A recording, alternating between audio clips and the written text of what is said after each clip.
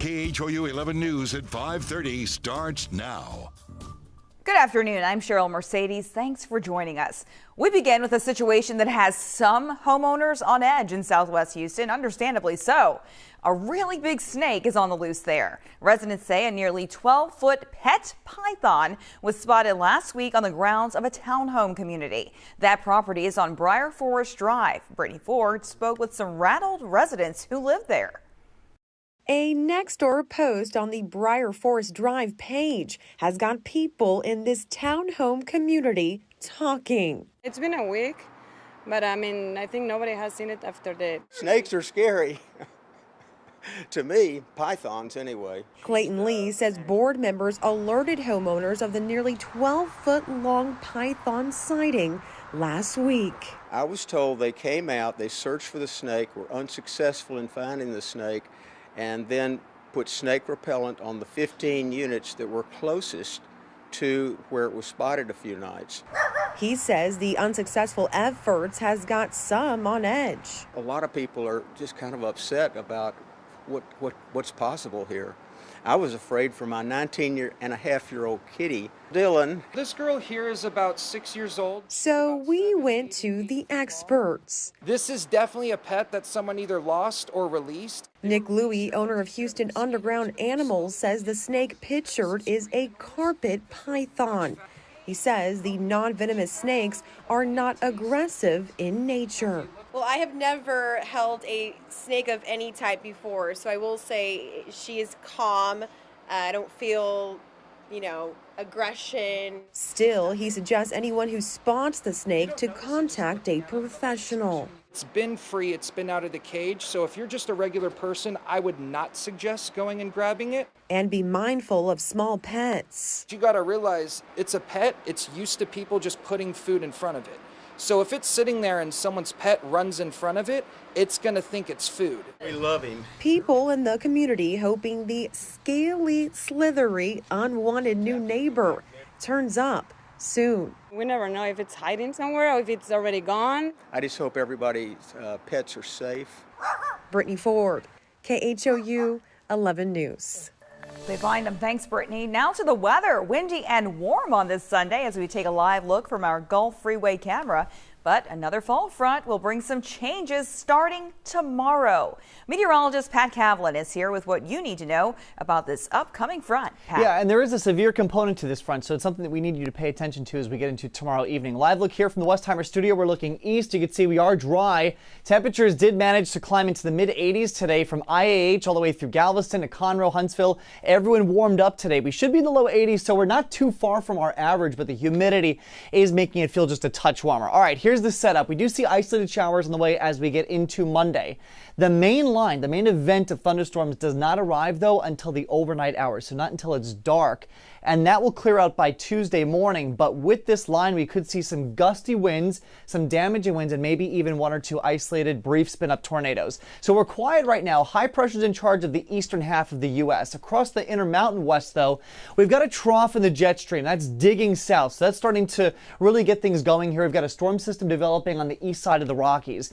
That storm system is eventually going to dive down across South Texas as we get into tomorrow, and that's going to bring us the cold front. So for the overnight, it's still breezy and it's muggy. High pressure continues to pump in that warm air coming in from the Gulf of Mexico. That's going to kind of prime the atmosphere as we get into tomorrow. For Monday, it's maybe a shower chance, but it's really during the overnight that we see that threat for strong to severe thunderstorms as that cold front blasts through, and then behind it, it's rapid clearing as we get into Tuesday with sunshine and lower humidity. So here's future track for tomorrow. A lot of clouds, maybe a few showers through the day. Notice nothing severe, just lighter shades of green here indicating those lighter showers. We're not expecting thunder and lightning for tomorrow. Again, the daylight hours, it's just mainly cloudy with a few spot showers. Then as we get to the overnight, that's when the severe threat comes in. On a scale of 1 to 5, 5 being the worst, we're at threat level 2 for tomorrow. So it's a low-end threat, but it's still a threat nonetheless. And it is an upgrade from where the Storm Prediction Center had us last night. So these are the storm threats that we're tracking for you. Damaging winds will be the key threat with that line as it comes through. Somewhere between the low and medium high the low and medium category. Nothing's in the high category here so far. Hail's not going to be an issue. Street flooding not an issue, but the tornado threat is also something that we will be tracking, although it is in the lower category. And again, this is for Monday night.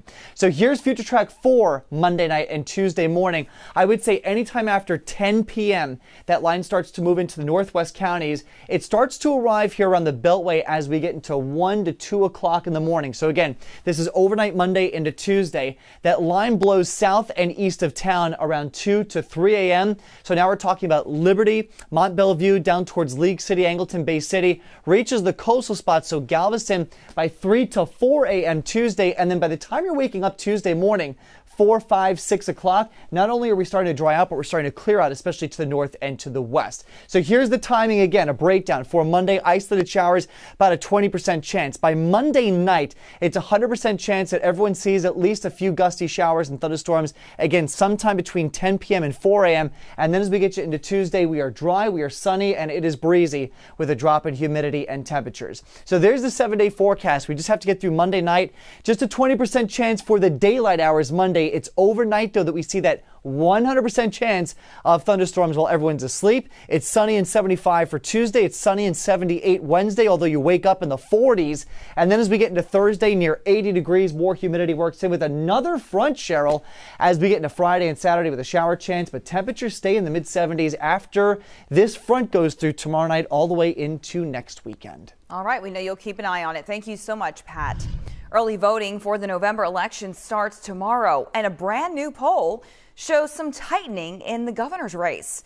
The Beacon Research poll shows Republican Greg Abbott with just a 3-point lead over Democrat Beto O'Rourke.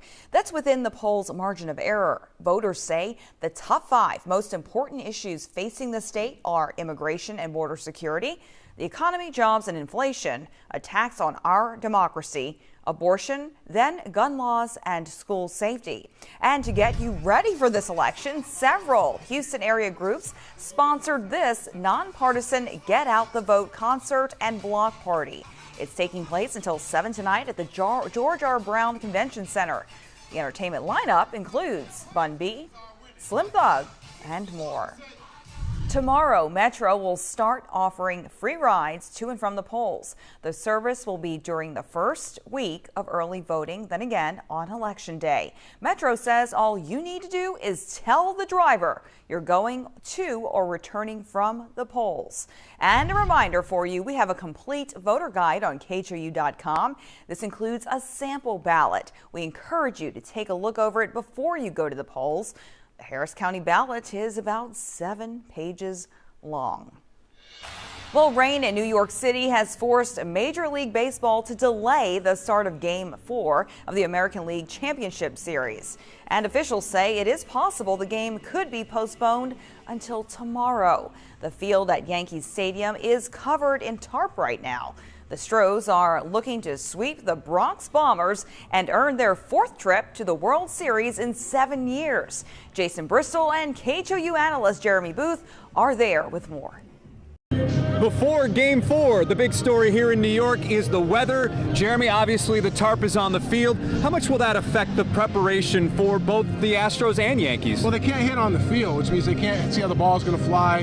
They can't feel the air. They can't feel the stadium swirl. But they played here before. They played here yesterday, and it's not like the first time in the ballpark for either one, so they'll be fine. Now, when it comes to the weather, I really think it may affect the Astros pitching if there is a delay. You've got Lance McCullers. We all know Lance McCullers' injury history. I don't think the Astros want Lance McCullers coming out, pitching, and then a long delay, and then having potentially to turn back to Lance McCullers. So I guess that's where a guy like Luis Garcia or Jose Urquidy, who can throw a lot of pitches, well, I think that's a huge benefit for the Astros. You got to figure they're going to back McCullers up with anybody anyway. They're not going to. They push him back a day because of the champagne bottle. Yeah, I mean, you know, they're not going to keep him out there to start and let him go 7 and 8, and that's not what they're here for. You know, and again, you know, they have another game tomorrow if they don't get by today. So with a commanding 3-0 lead. Before they get that far, though, Lance McCullers is breaking ball dominant. He's going to throw a lot of breaking balls. And so this type of weather can really affect the feel of the baseball,